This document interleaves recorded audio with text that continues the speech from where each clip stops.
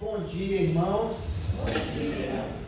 Estamos juntos, mais uma vez, para entoarmos cânticos ao nosso Deus, para cultuarmos o seu santo nome nesse domingo e para que nós possamos fazer,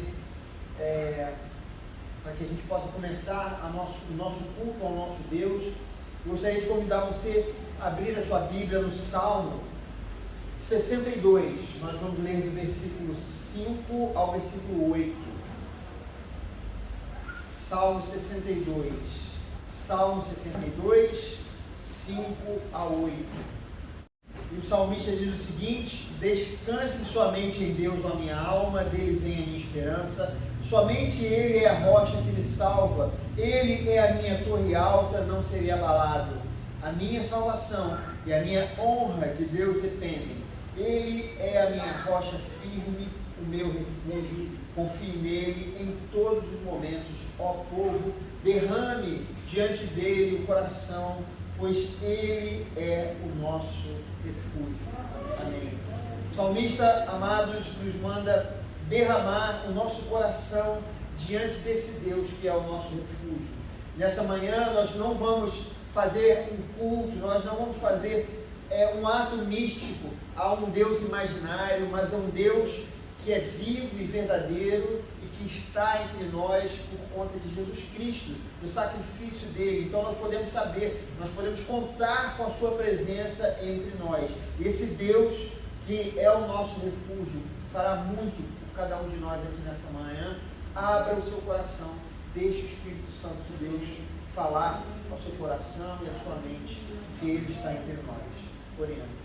Pai amado, Pai querido, nós queremos, ó Pai, te pedir que nessa manhã o Teu Espírito Santo tenha livre acesso em nossas vidas. Nós temos a certeza que o Deus que é o nosso refúgio, Ele está entre nós, e por isso nós derramamos o nosso coração diante de Ti, e nós vamos cultuar a Ti com todas as nossas forças, Senhor, sabendo que isso aqui é muito mais do que um ato místico e vazio, mas nós sabemos que o Deus vivo está presente entre nós, está no nosso coração, porque somos templo do Espírito Santo. Vem e faz a obra entre nós, em nome de Jesus. Amém.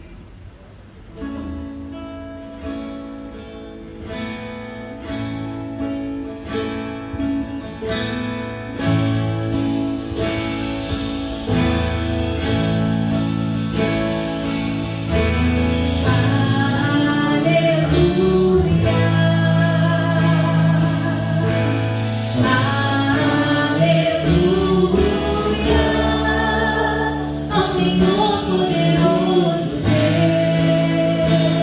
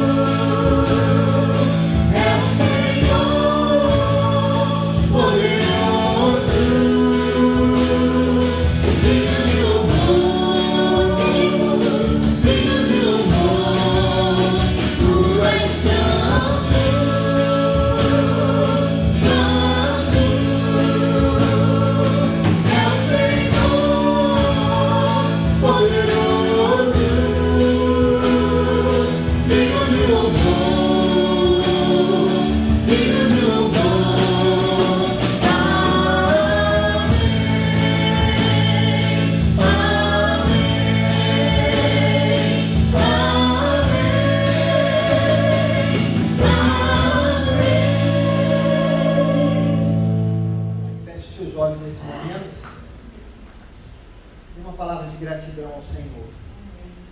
O Senhor, Ele tem sido nosso refúgio, Ele tem estado conosco, Ele é a nossa rocha firme. Então você, nesse momento, eu tenho certeza que você tem uma palavra de gratidão a esse Deus que está sempre presente em sua vida. Faça uma oração nesse momento, silenciosa, agradecendo a Deus por todas as bênçãos.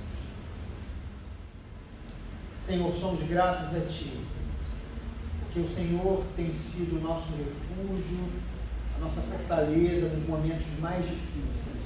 Te agradecemos porque sempre podemos contar com o Senhor em todas as ocasiões. Não importam as circunstâncias, não importa como o mundo está, o Senhor, Ele tem nos protegido, nos livrado do mal. O Senhor tem guardado a nossa casa, a nossa família, o Senhor tem sido o nosso sustento. Nós te agradecemos por isso. Senhor, continue a fazer a obra nos nossos corações, para que a gente possa continuar vendo a Tua bondade em nossas vidas. Nem sempre a gente consegue enxergar, mas não é que o Senhor não seja bom, é que muitas vezes nós não conseguimos compreender o tamanho do Seu amor. Nós pedimos isso, te agradecemos, em nome de Jesus. Amém. Amados, esse é o momento dos nossos dízimos e das nossas ofertas. Eu convido vocês que você trouxe nessa manhã a depositar no nosso gasofilaço. E enquanto isso, nós vamos tocar a primeira música do louvor e você pode trazer. Nesse momento eu passo a palavra à nossa ministra de louvor, a Jossana. Começar de uma maneira diferente, mas no refrão, vamos com alegria. Se não for para te adorar porque eu nasci, se não for para te servir porque eu estou aqui, eu quero te adorar, eu vou te adorar, Senhor, eu estou aqui. Então vamos?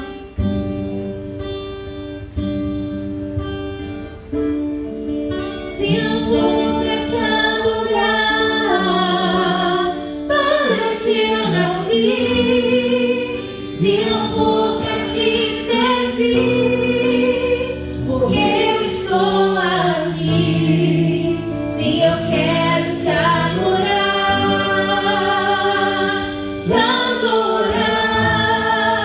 se não for para te adorar, para que eu nasci.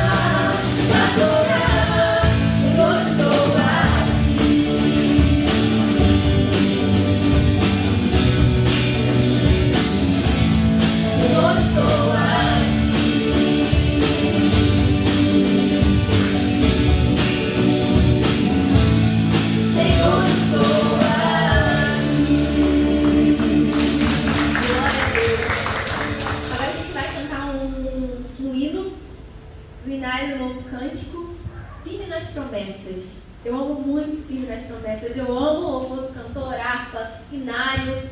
E Deus colocou no meu coração de cantar Firme nas Promessas, porque é um desafio ficar firme nas promessas. Porque a fé é a gente crer naquilo que a gente sabe que vai acontecer, mas que a gente não vê. É crer no que não se vê. Exatamente isso é fé. É você acreditar sem ver. Então a gente precisa estar firme nas promessas para poder acreditar e cada dia prosseguir em acreditar, prosseguir em confiar. Então vamos cantar com alegria firme nas promessas?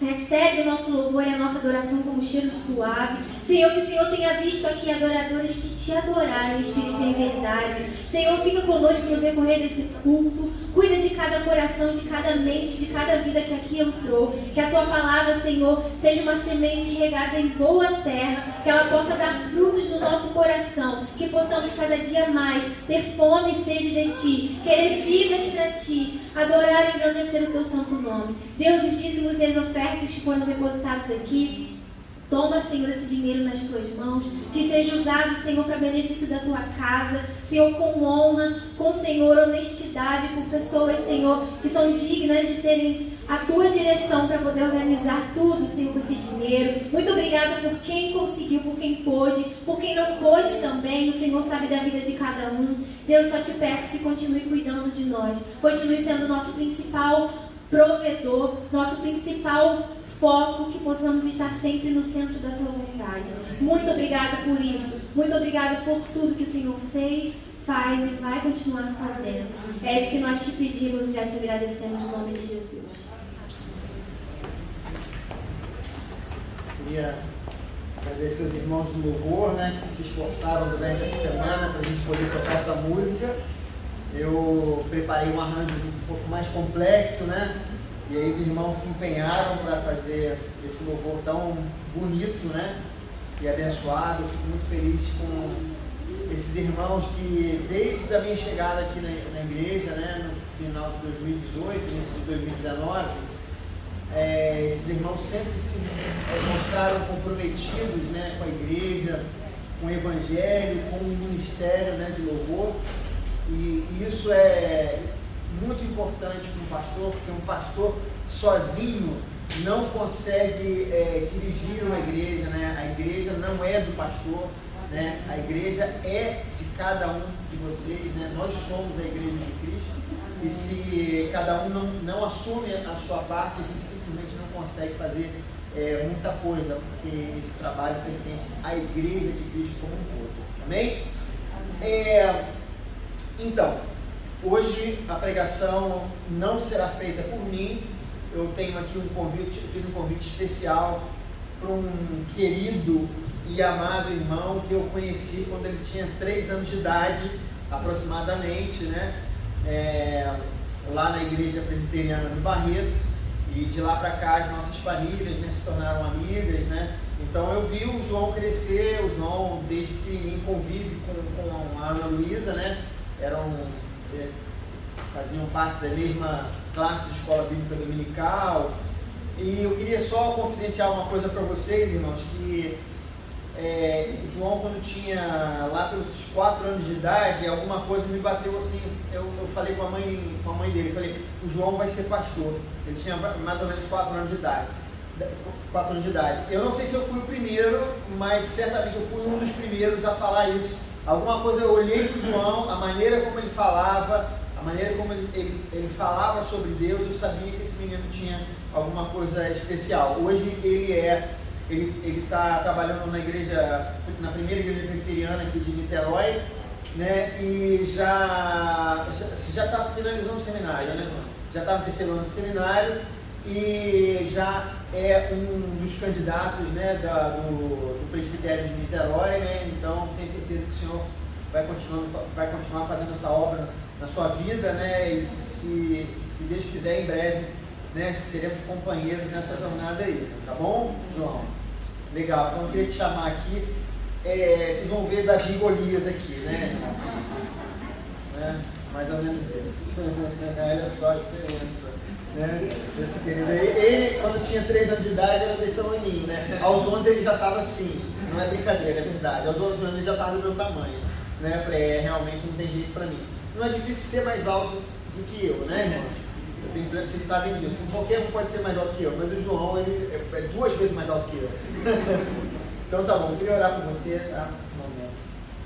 Senhor, eu quero te agradecer pela vida do João, quero pedir que o teu Espírito Santo nesse momento abençoe sua vida, que ele possa, Senhor Deus, de fato, estar trazendo a palavra necessária, Senhor Deus, para cada coração aqui, e que essa mensagem seja algo que venha transformar a vida de cada irmão, não apenas aqueles que estão ouvindo nesse momento, mas aqueles que também vão participar desse culto de suas casas. Nós oramos assim, no nome de Jesus. Amém.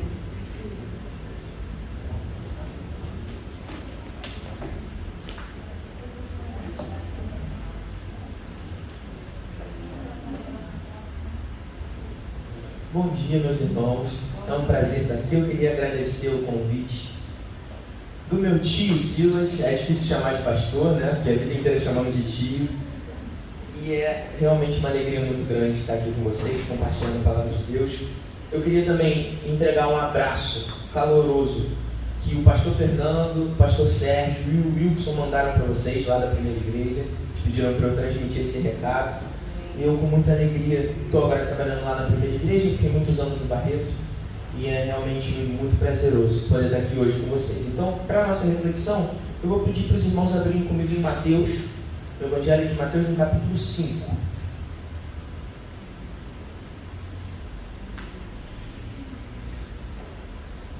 Evangelho de Mateus, capítulo 5, nós vamos ler do versículo 21 até o versículo 26. Quando vocês baterem um olho no texto, com certeza já vão reconhecer, é um texto bastante conhecido, e a gente vai conversar justamente sobre essa relação da raiva com o homicídio, explicando sobre como Jesus apresenta uma via que vai mais profunda, que vai num lugar mais central na vida. Então a gente vai conversar sobre a raiva e sobre como a gente pode lidar com ela. Então o texto diz assim: ouvistes o que foi dito aos antigos, não matarás, e quem matar estará sujeito a julgamento. Eu, porém, vos digo que todo aquele que se irá contra o seu irmão será passível de julgamento. Quem o chamar de insensato será réu diante do tribunal, e quem o chamar de tolo será réu do fogo do inferno. Portanto, quando apresentares tua oferta no altar, se ali te lembrares de que teu irmão tem algo contra ti, deixa diante do altar a oferta e vai primeiro reconciliar-se com teu irmão. Depois vem apresentar a oferta. Entra logo em acordo com teu adversário enquanto estás com ele a caminho do tribunal, para que ele não te entregue ao juiz e o juiz ao guarda e sejas lançado na prisão. Em verdade te digo que de maneira alguma sairás dali enquanto não pagares o último centavo. Vamos orar mais uma vez? Senhor, nós te agradecemos por podermos estar diante da tua palavra essa manhã. Nós te pedimos para que o Senhor comunique a tua vontade ao nosso coração. Espírito Santo, que você possa aplicar as verdades da Escritura na nossa vida, para que tenha um resultado prático, objetivo, para que a gente possa viver de uma maneira diferente. Nos abençoe nesta manhã, esteja aqui conosco. É o que nós te pedimos, no seu santo nome, Jesus. Amém. Meus irmãos, a raiva é uma experiência universal. Todos nós conhecemos a raiva, porque todos nós temos momentos de raiva, e nós sabemos como é desafiador lidar com a raiva.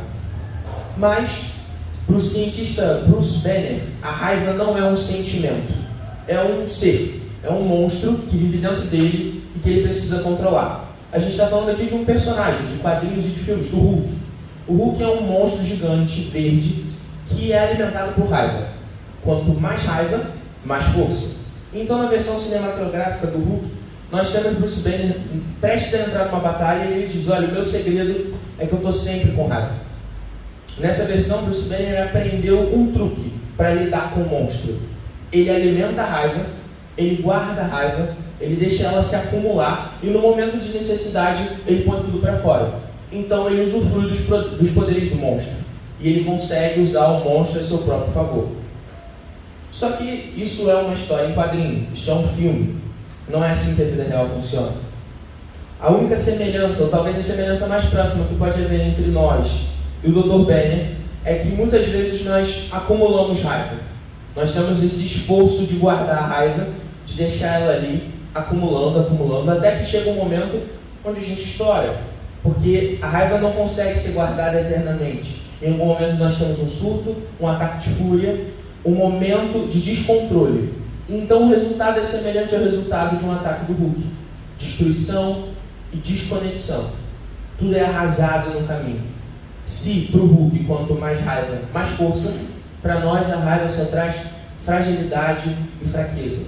Quando nós colocamos a raiva para fora, nós somos expostos, nós magoamos pessoas que amamos, nós ofendemos pessoas que nem conhecemos em brigas de trânsito, nós compartilhamos com os nossos colegas de trabalho uma série de palavrões indizíveis sobre o nosso chefe e criamos um ambiente completamente desgastado, nós nos relacionamos mal com nossos colegas de turma e por aí em diante.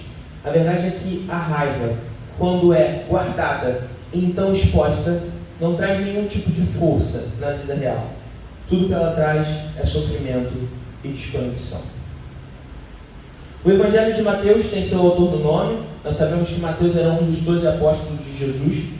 A gente não tem muitas outras informações de Mateus, além de que ele era um publicano, ou seja, um coletor de impostos. Ele era um judeu que trabalhava para o Império Romano, colhendo impostos de outros judeus. O que significa que ele estava numa posição bastante desconfortável, porque os seus irmãos judeus não o viam de uma maneira boa, ele não se relacionava bem com os outros judeus, mas ele também se encontrava numa classe social muito rica, porque os cobradores de impostos eram muito conhecidos por não serem honestos, então eles cobravam taxas acima para que uma parte ficasse com eles também. A realidade de Mateus é transformada quando ele é encontrado por Jesus. Jesus o chama a ser um apóstolo e ele decide fazer isso. E é importante então que a gente tenha essa informação para saber que Mateus testemunhou essas coisas que ele resolveu relatar. Então ele é um testemunho ocular das coisas que aconteceram do ministério de Jesus e ele resolve relatar isso no seu evangelho. Como judeu, o evangelho de Mateus tem um propósito muito específico. Ele é um evangelho escrito para judeus. Isso fica claro quando a gente percebe a estrutura que Mateus está fazendo. Ele quer mostrar para os judeus que Jesus é aquele que veio conforme já estava escrito. Essa é uma máxima que ele vai usar diversas vezes no seu evangelho. Para fazer isso, ele começa com uma genealogia, conectando Jesus primeiro a Davi e também a Abraão e a outros patriarcas judaicos, para que eles saibam que Jesus vem da genealogia daquele que recebeu a promessa.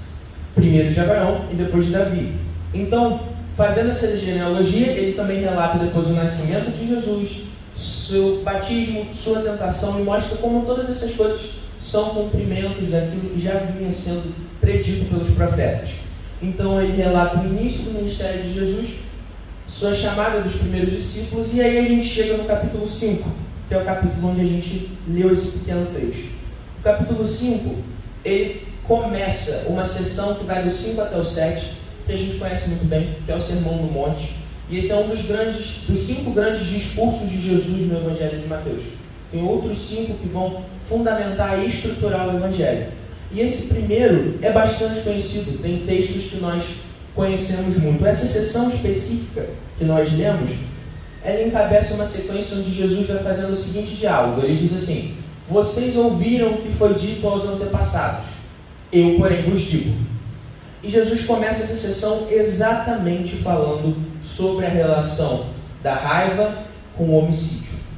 Então Jesus inicia essa estrutura. Vocês ouviram o que foi dito, eu, porém, vos digo, dizendo: vocês ouviram o que foi dito aos antigos, não matarás. Quem matar estará sujeito a julgamento. Eu, porém, vos digo que todo aquele que se irar contra o seu irmão já é passível de julgamento. Jesus então faz aqui uma relação direta entre o assassinato intencional, premeditado, armado, que brota de um desejo de fazer isso, com a raiva. E aqui, 2 considerações precisam ser feitas. Em primeiro lugar, é verdade que provavelmente a maioria das pessoas nunca vai tirar a vida de outra. Mas a gente não pode, de maneira nenhuma, minimizar a maldade do coração humano. A gente sabe que se a gente olhar para aí, a gente vai ver quantas estatísticas existem de assassinato, quantos assassinatos acontecem todo dia pelo mundo inteiro. Em alguns desses casos são psicopatas, sociopatas e coisas do tipo, mas a verdade é que esses casos são exceções. A verdade é que é a raiva acumulada que leva ao homicídio. E aí vai uma reflexão: de onde vem, de repente, o desejo de atirar em alguém no trânsito, quando o cara te dá uma fechada? E quando você leva isso para a prática e alguém vai lá e atira no outro no trânsito? Ou então um homem adulto que espanca uma criança repetidas vezes até levar ela a óbito? Ou então um vizinho que atira no outro porque aquele reclamou do som alto? Ou um marido que bate na sua esposa até que ela morra? Nós sabemos que esses casos todos são retirados de casos muito reais. Alguns deles nós conseguimos lembrar de situações recentes. A verdade é que o ódio acumulado, essa raiva que é reforçada, guardada e vai sendo alimentada com o tempo, é daí que nasce o desejo homicida. Em segundo lugar, Jesus no Sermão do Monte está apresentando aquilo que eu vou chamar de código de conduta dos cidadãos do reino dos céus. Então Jesus está dizendo que aqueles que encontram o Evangelho e creem na mensagem do Evangelho são feitos agora cidadãos do reino de Deus. Portanto, precisam viver de uma determinada maneira. Existe um outro jeito de viver a vida. E para isso, Jesus apresenta esse novo jeito de viver a vida, esse novo código de conduta. É importante que aqui a gente saiba que no verso 20, no verso 17, Jesus vai dizer que ele não veio para anular a lei. Isso é importante para que a gente saiba que o que Jesus está fazendo é uma reinterpretação. Ele não está acabando com a lei que já vinha sendo dita e que os judeus já tinham recebido, mas ele reinterpreta a lei, levando ela para um outro lugar, um lugar muito mais profundo. É importante a gente saber disso, porque senão a gente tem a impressão de que Jesus está... Bom, vocês ouviram o que foi dito, não é nada disso, é isso aqui. Não, Jesus está dizendo, vocês ouviram o que foi dito. Eu, porém, vos digo, é muito mais além disso. É muito mais complicado do que isso. A coisa é muito mais séria, é muito mais profunda. No versículo 20, Jesus diz para os seus ouvintes que eles precisam ter uma justiça que excede muito a justiça dos fariseus. Embora hoje a gente tenha uma visão muito negativa dos fariseus, e é uma visão justa, nós não podemos dizer, e nem aqueles ouvintes podiam, de que eles eram homens não justos. Em certo aspecto, eles tinham uma justiça muito clara, eles eram seguidores fiéis da lei. A questão dos fariseus é que eles a seguiam de uma maneira hipócrita. Eles agiam de acordo com a lei externamente, aparentemente, mas tinham um coração cheio de impiedade. Jesus nunca critica a prática dos fariseus, mas justamente a hipocrisia. Porque no lugar mais importante, no coração, lá eles não praticavam a lei. E é isso que Jesus pretende fazer nessa série de reinterpretações da lei judaica. Ele está levando ela para o lugar onde ela sempre deveria ter estado, no coração daqueles que querem seguir, praticar e agir de acordo com a vontade de Deus. Embora eu tenha chamado de código de conduta, eu não quero dar a impressão de que isso é uma questão prática, uma série de regras que são necessárias, o cumprimento delas para que então nós sejamos cidadãos do reino de Deus. Não. A proposta de Jesus é que tenha uma nova vivência, um novo jeito de viver. A boa conduta externa, a prática, ela é resultado de um bom procedimento interno, de alguma coisa que acontece primeiro no nosso coração. Aqueles que foram alcançados pelo Evangelho têm toda a sua existência transformada. Não é só aquilo que a gente faz, mas também o que a gente pensa e o que a gente sente. Todo o nosso ser, integralmente, é transformado pelo Evangelho. A gente não pode viver como um personagem, a gente não pode viver de aparência, porque isso não dura muito tempo. Essa aparência de bondade, essa aparência de calma, essa aparência de longanimidade, ela não dura muito. Porque se a gente alimenta a raiva no nosso coração, vai chegar um momento em que a gente vai deixar ela escapar. Não tem como controlar, é inevitável.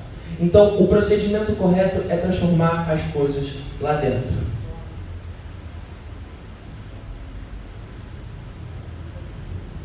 Para isso, a gente precisa entender de onde vem a raiva. Qual é a origem dessa raiva que nós precisamos combater? E aí vale uma pergunta. A raiva é resultado das situações de estresse ou ela é fruto de um coração corrompido? Bom, é óbvio que as situações de estresse, elas são indicadores e são reforçadores dessa raiva. Quando a gente passa por situações estressantes, é natural que isso alimente um tanto dessa raiva. Mas não são das situações de estresse que a raiva surge, mas é de um coração comprometido a guardá-la. Não é o jeito como o nosso chefe fala com a gente, por mais que isso nos estresse, mas é a maneira como nós resolvemos lidar com isso. Não é o jeito como os nossos colegas de turma nos tratam, mas o jeito como nós resolvemos lidar com isso. Não é o cara que no trânsito fecha a gente, é o jeito como a gente resolve lidar com isso. A questão da raiva é que ela é nossa responsabilidade. E é isso que custa da gente aceitar. É difícil reconhecer que é uma coisa que a gente precisa lidar. É algo que a gente precisa fazer. Ela brota do nosso coração. E nós não podemos controlar os fatores externos que levam a gente a ter raiva. Mas nós podemos moldar o nosso coração de uma maneira que nós possamos responder de um jeito mais positivo a essas situações de estresse. Dois fatores principais são responsáveis por nos tornarmos mais propensos à raiva. E o primeiro deles é o nosso senso de justiça própria. Essa falsa sensação de que nós sabemos o que é melhor, nós sabemos o que é o jeito certo, qual é o jeito certo de fazer as coisas, nós temos uma noção perfeita de como as coisas devem acontecer. Então, quando eu sou ofendido naquilo que eu acredito que é correto, quando as coisas não saem da minha maneira, quando tudo foge do meu controle, então eu tenho raiva, eu me irrito, porque, bom, não é desse jeito. Tem um jeito certo de fazer e o jeito que você está fazendo está errado. Ou não é esse o pensamento correto. Tem um jeito certo de pensar e o jeito que você está pensando é errado. E aqui eu quero propor uma reflexão. Pense por um segundo na última briga que você teve, com quem for.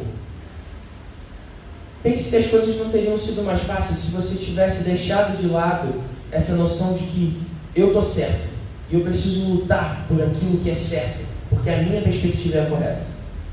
Reflita por um segundo se as coisas não teriam sido mais fáceis se você simplesmente tivesse dado um passo atrás, respirado fundo e dito, tudo bem, vamos conversar e vamos tentar entender essa situação.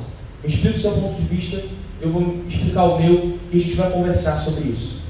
É claro que nem todas as situações de conflito são resultado desse senso de justiça própria, mas a maioria delas são. Nós estamos amplamente empenhados em viver a nossa vida de acordo com os nossos próprios méritos e nossa própria métrica. A gente tem um jeito de enxergar as coisas e a gente quer que tudo se ajeite aquilo ali. E quando as coisas saem do controle, então é muito fácil deixar a raiva vir à tona. O segundo fator que alimenta a raiva é a nossa incapacidade de perdoar sem reservas. A gente sabe que o caminho do perdão é um caminho de sacrifício. E por isso a gente opta pela via mais fácil. A gente opta por deixar o ódio sair. É muito mais fácil brigar do que perdoar. Isso a gente não precisa ter dúvida. Mas perdoar é assumir todo o ônus da reconciliação. Quando a gente decide perdoar alguém, a gente assume para si toda a responsabilidade de assumir esse ônus que é depositado no momento da reconciliação. Porque eu abro mão de estar certo, eu deixo de lado a minha própria justiça e me envolvo em fazer dar certo qualquer relacionamento que seja, profissional, pessoal, o que for. É uma decisão de sacrificar o nosso próprio eu e se comprometer com o bem-estar do relacionamento. Então, como nós podemos, de fato, combater a raiva? Combatendo esses dois pontos. O primeiro passo para deixar de lado a raiva é investir em reconciliação. Nós precisamos querer nos reconciliarmos com aqueles que nós deixamos a raiva sair e então criamos esse laço de ruptura. Quando as coisas são destruídas no caminho, aquela destruição permanece. Na história em quadrinho, a gente passa para a próxima edição. Na edição seguinte está tudo resolvido. A gente pula uns anos, ou então a gente vai para uma realidade alternativa, ou então a gente tem algum tipo de poder que ressuscita todo mundo, não tem problema, é fácil de resolver. Na vida real, as rupturas não são tão simples de se resolver. O primeiro caminho é querer se reconciliar. E então, depois que nós decidimos nos reconciliar, nós precisamos abrir mão dessa justiça própria, desse senso de que eu preciso estar sempre certo, que as coisas precisam acontecer do meu jeito. Quando a gente percebe que a gente está empenhado na nossa própria justiça, a gente começa a perceber que ela é só uma tentativa ridícula e que não vai ter resultado positivo de conformar a realidade à nossa própria imagem. Nós queremos que as coisas aconteçam do nosso jeito e para isso a gente está disposto a brigar com todo mundo e com todas as coisas, porque a gente quer que tudo saia à nossa maneira. O empenho de lutar contra a justiça própria, ele vem de um compromisso em se alinhar com a justiça de Deus. Se nós abrirmos mão do nosso senso de justiça, aquele que deve entrar no lugar é o senso da justiça de Deus, a vontade de Deus, o jeito como Ele pretende que as coisas sejam feitas. Eu vi um bom exemplo disso recentemente numa publicação no Facebook, que em linhas gerais dizia que nós precisamos deixar de lado a culpa cristã, nós precisamos nos libertar dessa noção de culpa cristã, porque a raiva é positiva e pedagógica. Então ela terminava dizendo assim: querer que gente ruim se dê mal é bom. É claro que eu troquei quase 100% das palavras dessa frase, porque era muito mais agressivo, mas a ideia era basicamente essa: querer que gente ruim se dê mal é bom. O problema disso é que, além de ser contrário a todos os ensinos de Jesus sobre o amor aos inimigos, isso também cria uma falsa noção de que eu sei quem são as pessoas ruins. Porque para essa pessoa que escreveu e para as pessoas que estavam lá nos comentários concordando, muitas delas diziam que nós aqui reunidos somos essas pessoas ruins. Outras indicariam outros grupos como pessoas ruins. O fato é que elas estavam se baseando num senso de justiça própria. Eu decido quem é ruim, então eu vou despejar ódio sobre aquela pessoa. E daí surge a cultura do cancelamento, por exemplo. Eu cancelo as pessoas que não fazem o que eu quero. Então eu vou lá, junto uma galera que pensa como eu, e a gente vai começar a depositar ódio em cima daquela pessoa, porque é isso aí. A gente consegue fazer isso. Porque a gente sabe o que é certo. Mas a gente não pode estar orientado pela nossa justiça. Não é a nossa justiça que determina as coisas. Enquanto a nossa justiça produz ódio e raiva, a justiça de Deus produz zelo. Zelo pela vontade dele. Zelo pelo cumprimento daquilo que o próprio Deus deseja. Não ódio desenfreado, mas compromisso em fazer a vontade de Deus do jeito certo. E de onde a gente pode tomar exemplo? A gente pode tomar exemplo de Jesus. Se o primeiro caminho é reconhecer nossa tendência à justiça própria, deixá-la de lado e se comprometer com a justiça de Deus, ninguém melhor que o próprio Jesus para que a gente possa ver como Jesus fez isso. Jesus estava muito mais comprometido com a justiça de Deus do que com a sua justiça. E é por isso que ele passa pelos momentos de ofensa, pelas perseguições, pelas torturas, tudo isso com calma, tudo isso sem agressividade e principalmente sem revidar. Porque Jesus não estava comprometido com ele mesmo, mas com a justiça de Deus. E é por isso que no episódio do templo, quando Deus é ofendido, quando ele vê aqueles comerciantes dentro do templo, ele não responde com ódio, mas com zelo à justiça de Deus. Ao contrário do que a gente imagina, Jesus não está descontrolado naquela hora. Ele não está sendo movido pela raiva, não um sentimento brutal. É um compromisso fiel com zelo pela vontade de Deus. Aquilo que Deus quer que aconteça, então nós precisamos nos empenhar a fazer com que isso aconteça. Não segundo os nossos termos, mas segundo os termos daquele que é rei sobre todas as coisas. E de Jesus também vem o exemplo do perdão. Nós precisamos lidar com a nossa justiça própria. Nós precisamos lidar com a nossa tendência a não querer perdoar. O perdão, ele é um caminho de sacrifício. E ninguém sabe melhor sobre o perdão do que o próprio Deus, que enviou seu Filho para morrer na cruz, no nosso lugar, assumindo todo o ônus da reconciliação. Não sobrou nem um pouquinho para a gente. Não tem nada que eu e você precisamos fazer para alcançar o perdão de Deus. Todo o ônus da reconciliação foi depositado sobre Jesus.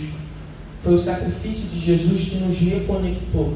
E ele assumiu toda a responsabilidade. É esse espírito que pretende perdoar, assumindo toda a responsabilidade da reconciliação que nós precisamos ter. O nosso caminho de inspiração não é o de Bruce Banner. Acumular raiva não vai levar a gente para um lugar bom. O Hulk não é uma boa arma na vida real, porque nós não temos controle sobre a nossa raiva. O nosso coração é caído, nossa vontade é pecaminosa. E quando a gente guarda a raiva e a gente estoura, a gente só encontra desconexão. Mas o exemplo de Jesus é um exemplo de compromisso com a justiça de Deus, acima da nossa própria justiça. Com a vontade de Deus, acima da nossa própria vontade. Com um compromisso fiel de ser zeloso com as coisas de Deus, mas estar disposto a perdoar a todo tempo, assumindo o ônus da reconciliação, quando a ofensa é pessoal. A gente então pode responder não mais com raiva, não mais com ódio quando há um desentendimento, mas com calma, com conversa, com olho no olho, com cuidado, porque a gente tem de onde tirar exemplo. A cruz de Cristo não é só um exemplo, mas é de onde vem força para que a gente possa fazer isso tudo. É o Espírito Santo que habita em nós, que congrega a gente como comunidade. É esse mesmo Espírito que produz esse coração igual ao do Mestre, que faz a gente disposto a perdoar, a abrir mão da nossa própria justiça e a se comprometer a fazer a vontade de Deus. Se nós somos salvos pelo Espírito de Cristo, então nós precisamos andar pelo Espírito de Cristo. Amém? Vamos orar? Senhor Jesus, nós te pedimos perdão por todos os momentos em que nós estamos mais comprometidos com nossa própria justiça do que com a sua. Nós te pedimos perdão porque muitas vezes nós somos violentos, agressivos, desrespeitosos com aqueles que caminham do nosso lado, simplesmente porque nós queremos fazer tudo da nossa maneira, porque nós pensamos que sabemos o que é melhor. Mas Jesus, você nos chamou para uma vida nova, não só um novo jeito de fazer as coisas, mas um novo jeito de sentir, um novo jeito de pensar, uma nova maneira de existir, Jesus. Isso tudo vem da tua cruz, do teu sacrifício, da sua ressurreição, da nossa reconciliação com o Pai, que você assumiu todo o ônus, Jesus. Você fez tudo. O seu sacrifício é pleno e suficiente para nos reconectar a Deus.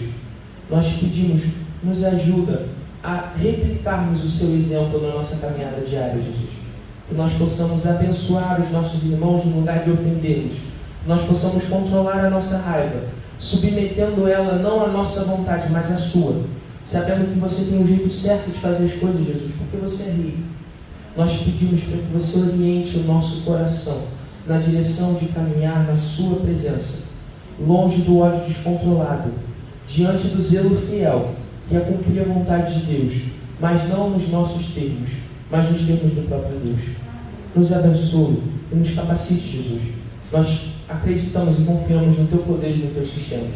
Esteja conosco, nos abençoe, nos perdoe. É o que nós pedimos, no seu santo e glorioso nome, Jesus. Amém. Amém. Queria devolver a palavra. Queria agradecer ao João por ter se disposto a vir aqui. Muito obrigado. Palavra muito abençoada. Que Deus continue te abençoando, tá, João? Muito bem, eu queria nesse momento, antes de finalizar, orar pelos aniversariantes. Nós tivemos uma aniversariante na semana passada, mas esse pastor aqui, que aqui está, se perdeu aqui nos anúncios e eu deixei passar. Então eu queria chamar ela hoje aqui à frente, que é a nossa irmã Gleide. E juntamente com ela, o seu irmão Gessé, que faz aniversário no dia 5 de junho. Família, né? Só nascendo perto, né? Que legal.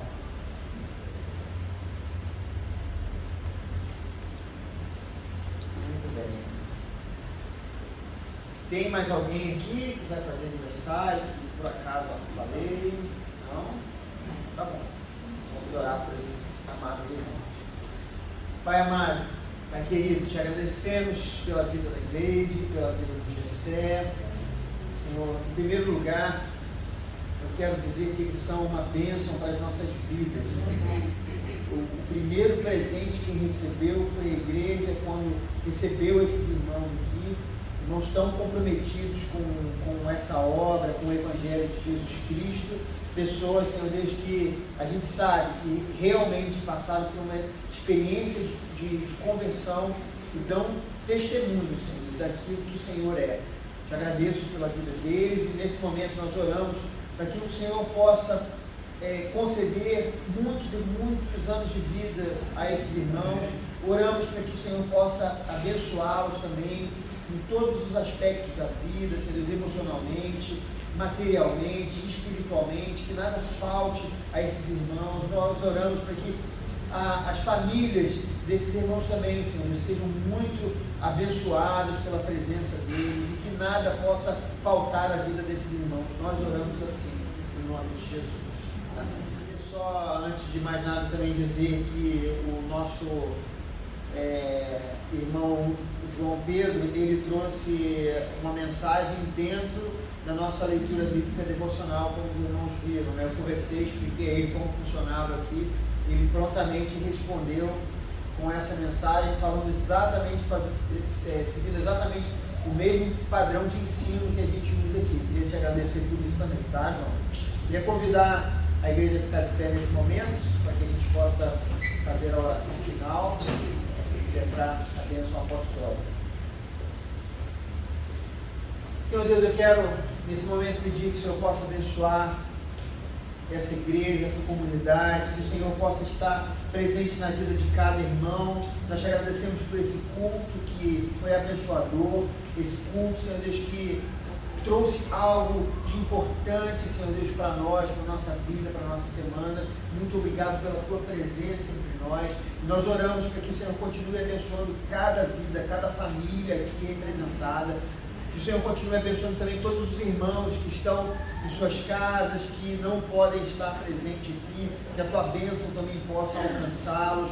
Nós queremos novamente orar pela família, Senhor Deus, da irmã Cláudia, orando pelo Gabriel, Senhor Deus, orando pelo Daniel, pela irmã Helena, pela irmã Eli, que a tua graça, a tua bênção se estenda também a eles, assim como a nossa irmã Mayra, o Otávio, Senhor Deus, e a Ellen, que também estiveram aqui conosco, Senhor Deus, que a tua graça, a tua bênção se estenda também a esses irmãos, confortando os seus corações, Senhor Deus, e que o Senhor possa estar presente, Senhor Deus, nesses próximos dias que tem sido tão difícil para eles, meu Pai. Nós oramos assim, oramos para que o Senhor possa também abençoar cada família com bênçãos materiais, espirituais, emocionais, Senhor Deus, que o Senhor possa abrir portas de trabalho, de emprego, Senhor Deus, que nada possa faltar nesses dias tão difíceis. Livra-nos do mal, Senhor Deus, livra-nos, Senhor Deus, dessa doença tão difícil, livra-nos, Senhor Deus, da violência urbana, Senhor Deus, das balas perdidas, dos assaltos. Guarda a nossa casa, guarda a nossa vizinhança. Nós oramos assim,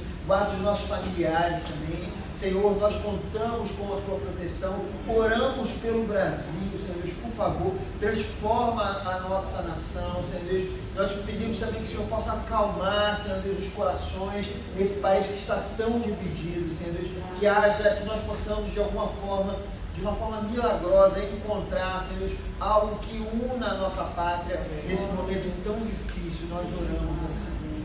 Levante suas mãos, com as palmas voltadas para cima. E agora, irmãos, que a graça do nosso Senhor e Salvador Jesus Cristo, o amor de Deus, o nosso Pai, o ensino, a comunhão e as consolações do Teu Espírito Santo estejam sobre todos os que aguardam a vinda do nosso Senhor Jesus Cristo. Amém e amém. Dê uma cotovelada amorosa, seu irmão.